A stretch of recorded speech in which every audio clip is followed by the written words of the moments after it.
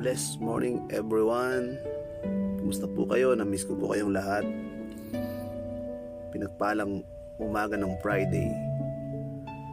Gusto ko mag-share about awit chapter 14 verse 1. Ano po ba yung sinasabi ng Diyos doon? Sabi niya doon is, ang hangal ay nagsabi sa kanyang puso, walang Diyos. Hangal, pwede natin sabihin mangmang o kaya mga masamang tao na hindi talaga sila kumikilala na mayroong Diyos. Ibig sabihin, walang pagpapahalaga sa kanila ang salita ng Diyos. Walang pagpapahalaga sa kanila na namatay si Jesus para sa kanila. Yun po yun. At ang sabi doon sa succeeding words, at sila'y nangapahamak.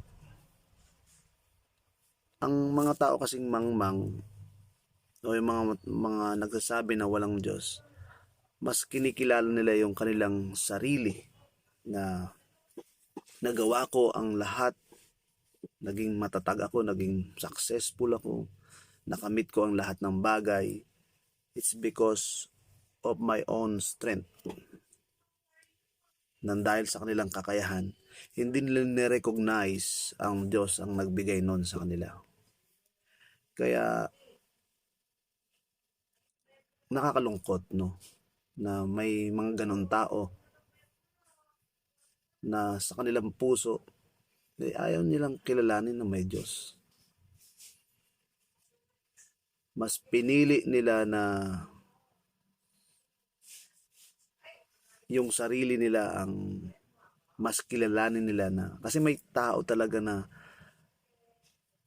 sinasabi nila sila yung Diyos mismo, no? May mga ganong kasing mga aral na bulag sila na ikaw ang Diyos sa sarili mo. Pero hindi po tayo po nilalang lang, create po tayo. May lumalang sa atin.